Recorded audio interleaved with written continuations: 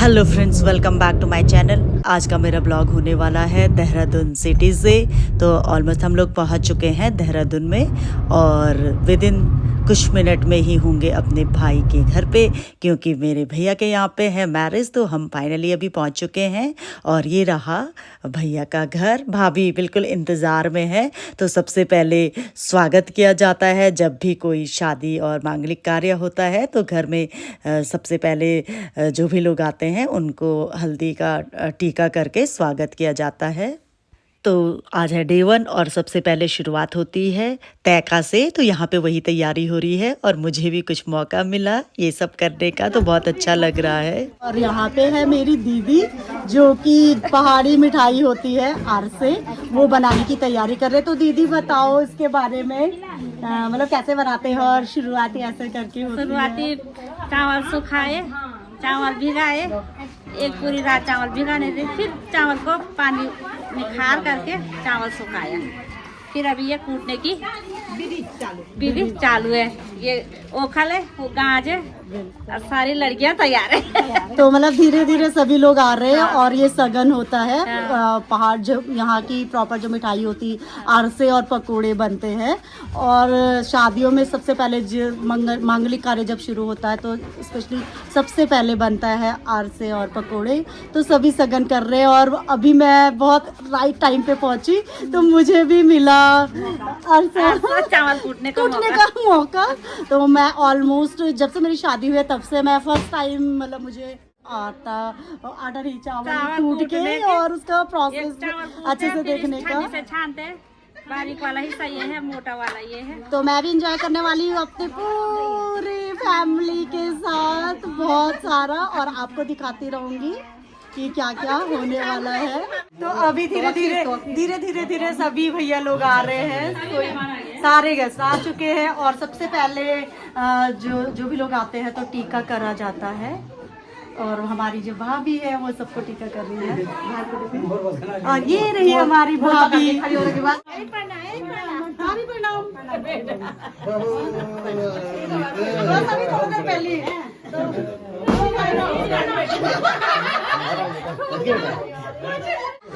तो अभी थोड़ी देर पहले मैं यहाँ पे आ चुकी थी और मेरे साथ है सारिका जिसकी है शादी। तो सारिका को पहले तो बहुत सारी बधाई, शुभकामनाएं। सबसे पहले तैका लगने वाला है और यहाँ पे सब लोग तैके की तैयारी कर रहे हैं। हमने अभी जो अरसा होता है वो अभी हमने उसका मटेरियल तैयार करके रख लिया है। ये है कढ़ाई और ये है कढ़ाई। पता क्या है, जो कढ़ाई रखेगा ना यस, वो निकालेगा, लास्ट में निकालने की बारी भी उसी। अच्छा, उसकी आती हमारी सबसे छोटी सिस्टर जो कि है बहुत ही प्यारी और सारी तैयारी कर रही है। तो अंजू, कैसा लग रहा है? पहली भतीजी की शादी है, सबसे बड़ी बहुत अच्छा भी है, मस्ती करने वाले। तो हम लोग सारी सिस्टर्स मिल रखे हैं आज। और ये है कहाँ से ये तो यहाँ पे बहुत सारा कॉम्बिनेशन है, गुजरात, देहरादून। यहाँ पे तैयारी हो गई है तैका की। भाभी मेरी हमेशा की तरह बना रही है पकोड़े। भाभी लोग, सिस्टर लोग सब लगे हुए काम पे। कोई पकोड़े बना रहा है, कोई अरसे की तैयारी कर रहा है। तो हम लोग शुरुआत कर रहे हैं और अरसे और पकोड़े बनने वाले हैं। तो यहाँ पे अगर जो कढ़ाई रखेगा उसको उतारना पड़ेगा। मतलब सारी तैयारियां हो गई है, सब लोग लगे हुए हैं। कोई अरसे की तैयारी कर रहा है, कोई पकोड़े की। और यहाँ पे तैका शुरू होने वाला है और आज हम लोग सबसे पहले कढ़ाई रखेंगे। मेरे जीजू यहाँ पे है जो जोशीमठ से आए हैं।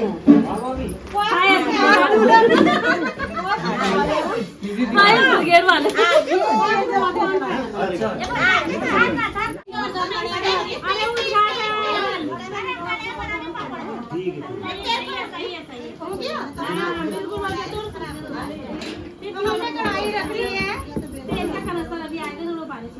सबसे पहले तिल ऑयल रख लिया था और अब मेरी दीदी डाली है उसमें तेल। फिर क्या होने वाला, ऑयल गर्म होगा और तितली भी आ गई।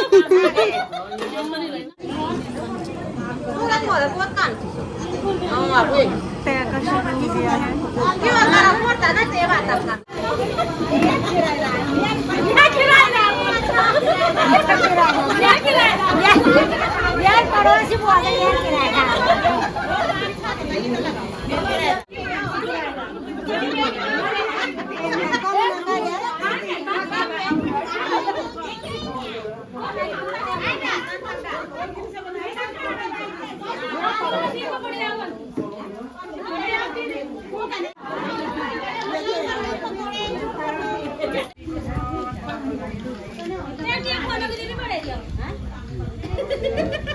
हमारे पकोड़े अब जो बन के है रेडी।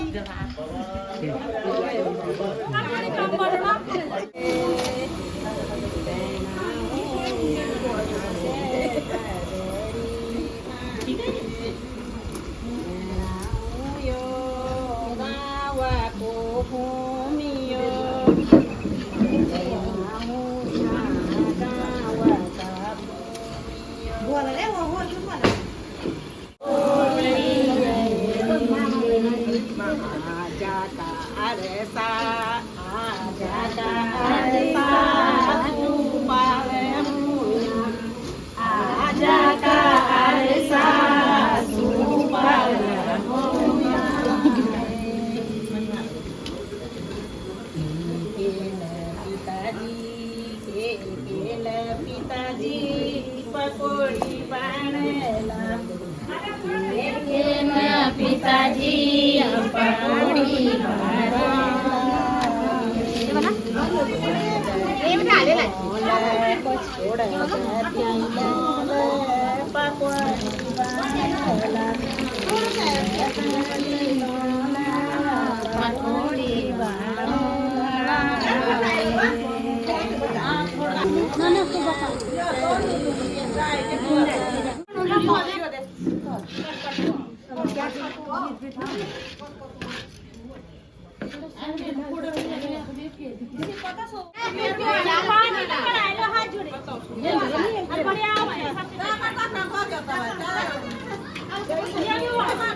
तो अरसे बनने बैठ गए हैं। अरसे की हमने जो तैयारी की थी अच्छे से हमने आटे जो राइस है उसको अच्छे से भिगोना पड़ता है और उसको फिर कूट के छाँट के और फिर उसका पाक बनाया था और फाइनली अब अरसे बन रहे हैं।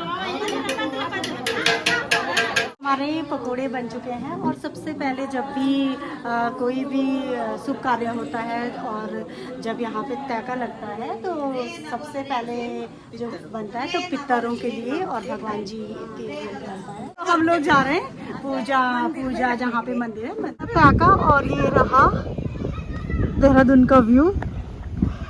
इवनिंग सनसेट होने वाला है और बहुत खूबसूरत लग रहा है देहरादून यहाँ से।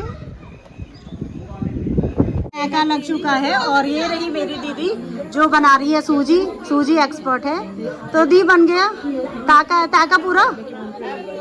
कढ़ाई गरम होगी उसके बाद डालेंगे हम सूजी को खूब रोस्ट करेंगे भूनेंगे।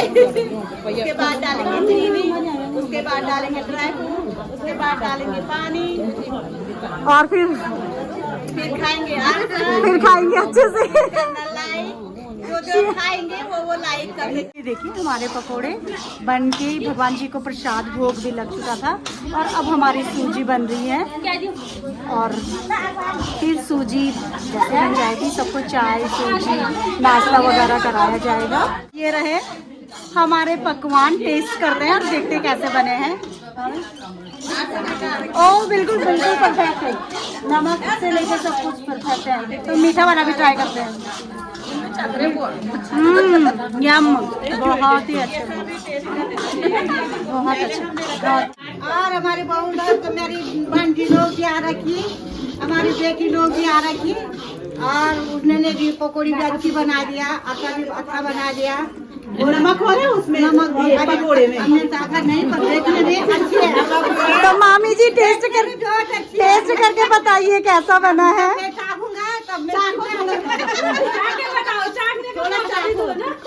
पहले चाखना पड़ेगा। अच्छा है। तो हमारी दूसरी मामी जी भी हैं। मामी जी आप भी टेस्ट करें और बताइए कैसे बने हैं।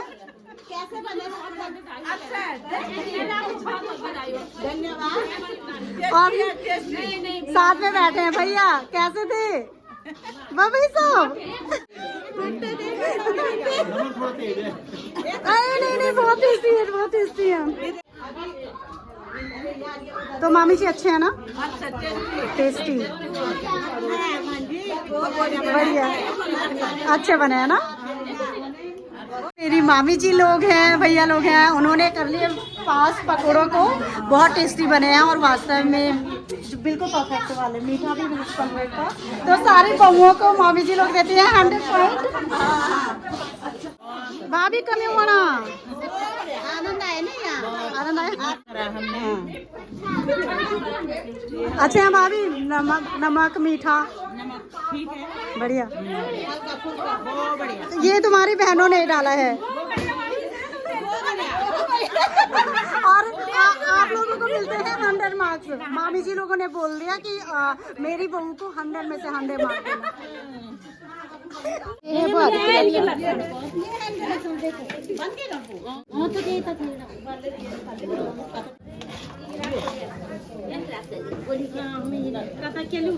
तो नीचे तैका ऑलमोस्ट तैका लग चुका है। हमने बनाए पकोड़े और आरसे।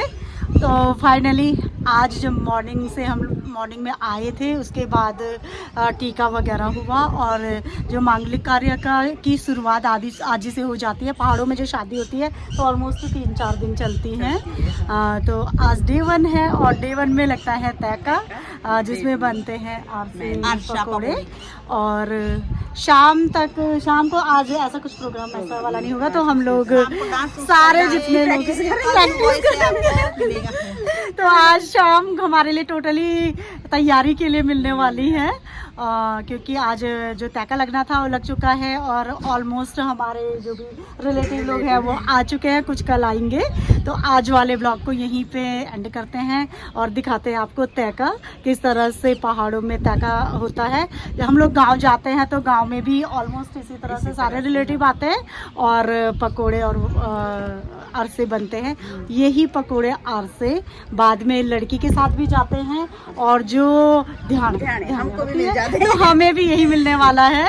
यही परंपरा है हमारी, यही कल्चर है पहाड़ का। तो चाहे कितनी भी मिठाइयाँ हों, बट जब अरसे और पकोड़े बनते हैं तो उसके आगे सब कुछ फेल हो जाता है। तो हम अपनी परंपरा को ऐसे ही संभाल के चलाते रहेंगे। और अगर हम लोग ही नहीं बनाएंगे कि बाहर आ गए और ना बनाए, तो फिर हमारे बच्चे कहाँ से सीखेंगे। तो इसलिए चाहे देहरादून लोग, चाहे पहाड़ से देहरादून निकल गए हो या कहीं भी हो, जब भी कोई शुभ कार्य होता है, कोई भी कल्चरल प्रोग्राम होता है, तो हम लोग बिल्कुल अपने ट्रेडिशनल उसमें आ जाते हैं और अपनी संस्कृति को फॉलो करते हैं। तो चलिए फ्रेंड्स, इस ब्लॉग को यहीं पे एंड करते हैं। मिलते हैं कल एक नए ब्लॉग के साथ। तब तक बने रहे मेरे चैनल पे and please like share and subscribe to my channel.